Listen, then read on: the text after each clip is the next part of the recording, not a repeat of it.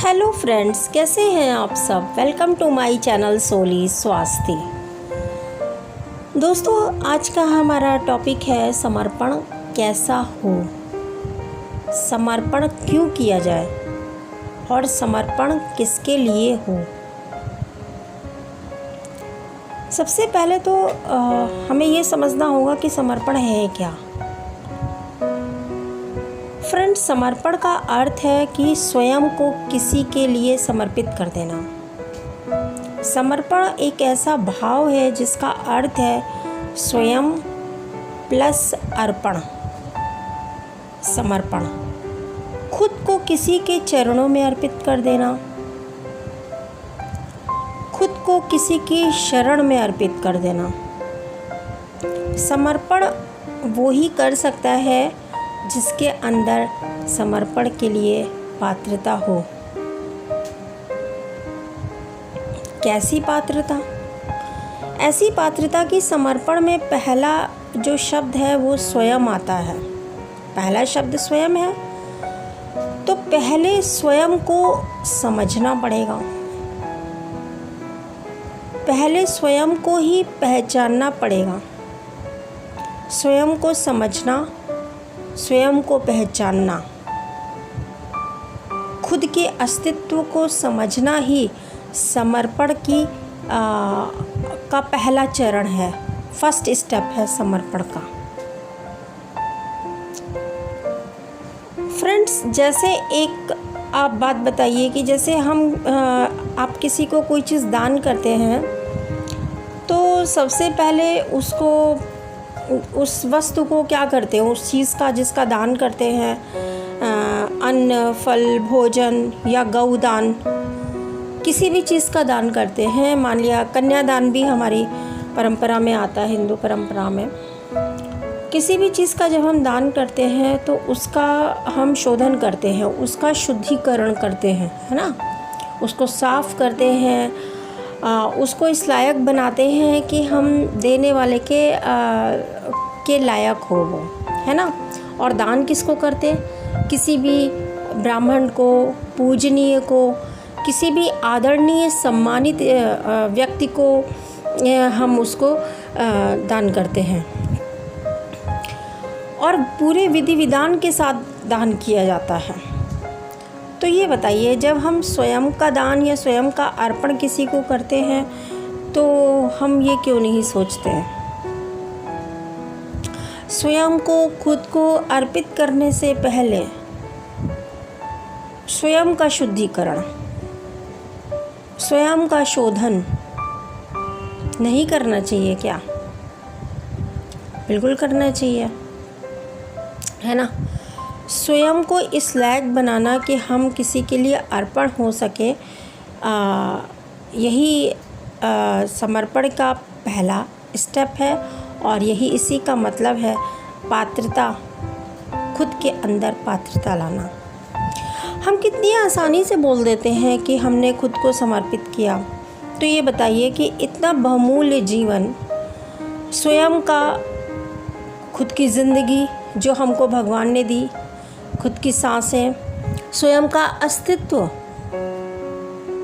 स्वयं की पहचान जो हमको स्वयं ईश्वर ने दी है, वो हम ऐसे ही किसी के हवाले कैसे कर देते हैं, ऐसे ही किसी को समर्पित कैसे कर देते हैं। क्योंकि ये तो हमारी है ही नहीं, हमारा जीवन हमारा नहीं है, हमें जो पहचान मिली है वो हमारी नहीं है, हमारी दिल की धड़कनें हमारी नहीं हैं और हमारी सांसें हमारी नहीं हैं। तो फिर हमारी चीज़ जो हमारी नहीं है वो हम इतनी आसानी से किसी और को कैसे दे सकते हैं या देने के अधिकारी हैं। हमारा जीवन या आपका जीवन, हम सब का जीवन, हम सब का अस्तित्व स्वयं में एक ईश्वरीय देन है। इसको किसी को भी अर्पण करने से पहले तो ये समझ लेना चाहिए कि जिसको कर रहे हैं वो क्या सच में इस योग्य है, जो इस ईश्वरीय दिव्य चेतना को, इस अस्तित्व को वैल्यू कर पाए। दोस्तों, मेरा मतलब ये समझिएगा कि समर्पण किसके लिए होना चाहिए, ये विचार का विषय है।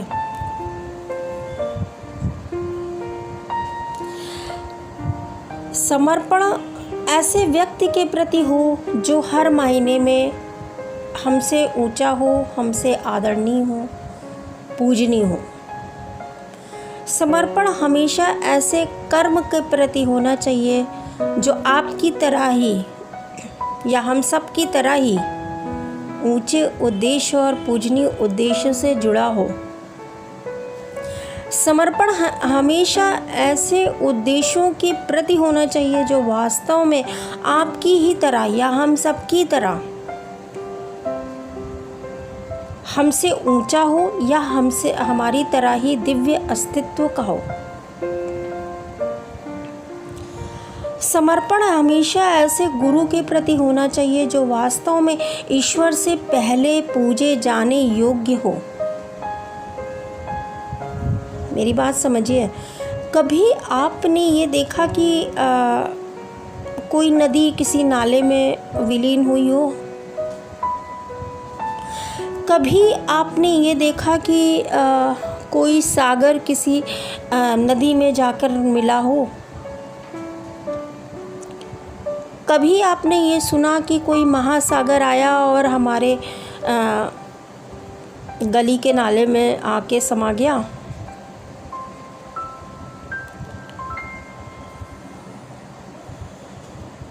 कभी नहीं हुआ ऐसा।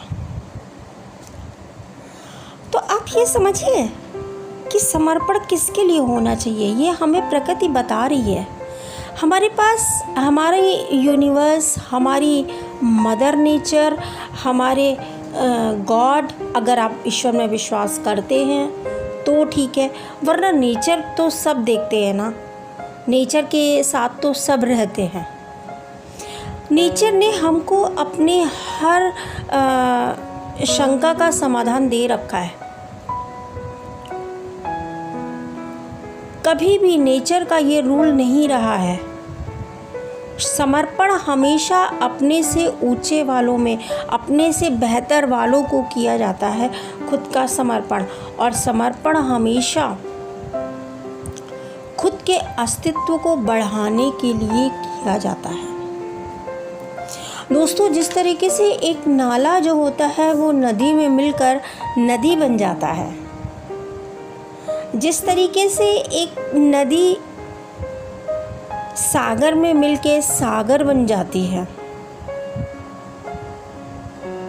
और अपने अस्तित्व को बढ़ाती है,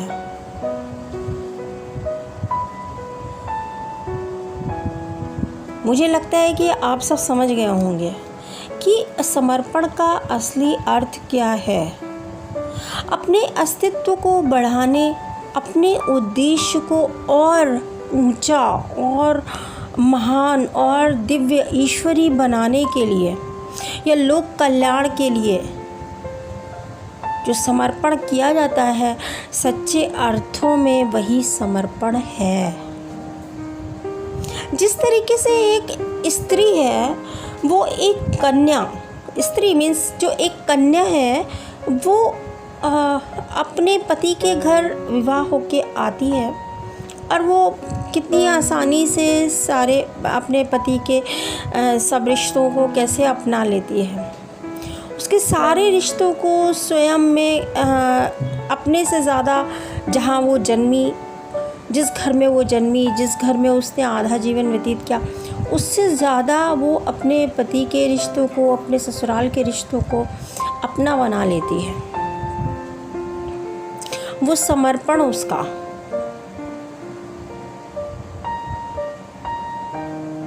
वो समर्पण उसका जो उसके ससुराल में होता है एक कन्या का, वो समर्पण निश्चित ही व्यर्थ नहीं होता है। वहाँ जाकर वो कन्या स्त्री बनने का सुख प्राप्त करती है और पुत्री से माँ बनने का। किसी की बहू किसी की माँ बनती है, वो समर्पण के बाद अपने अस्तित्व को ऊंचा कर देती है।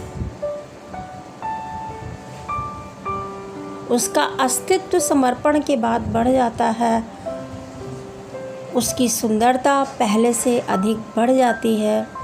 वो सुंदरता उसके ना केवल शरीर मात्र की बल्कि हृदय से उसकी ममता, उसकी करुणा उसको खुद के व्यक्तित्व को और ज़्यादा खूबसूरत बना देती है। अपनी ममता, अपनी सहनशीलता, अपनी सामंजस्य के गहनों से वो अपने आप को और सुंदर और विभूषित कर लेती है। कन्या से नारी बन जाती है। अपने गहनों के साथ अपना त्याग, अपनी तपस्या, उस घर में रख के अनुशासन, अपनी मर्यादा, इन सब चीज़ों से अपने वंश को, अपने गोत्र को गौरवान्वित करती है। ठीक उसी तरीके से समर्पण का अर्थ और उद्देश्य भी ऐसा ही होता है। जहाँ समर्पण होता है, निश्चित ही उसका पर्पस, उसका ऑब्जेक्टिव खुद के जीवन को, खुद के अस्तित्व को और ऊंचा उठाना होता है।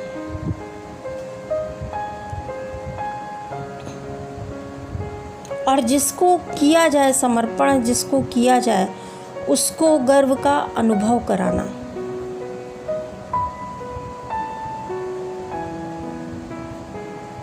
सही मायने में यही समर्पण है।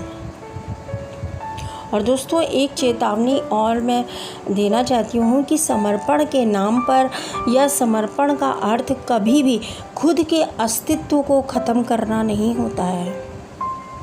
समर्पण का अर्थ कभी भी क्षमताओं को, अपने खुद की क्षमताओं को ख़त्म करना नहीं होता है।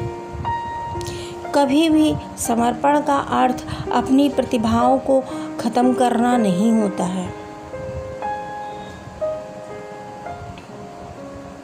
समर्पण का अर्थ होता है कि हम समर्पण उस चीज़ को कर रहे हैं, उस व्यक्ति को कर रहे हैं जहाँ से मिलके उसका भी अस्तित्व ऊंचा हो रहा हो और हमारा भी अस्तित्व बढ़ रहा हो।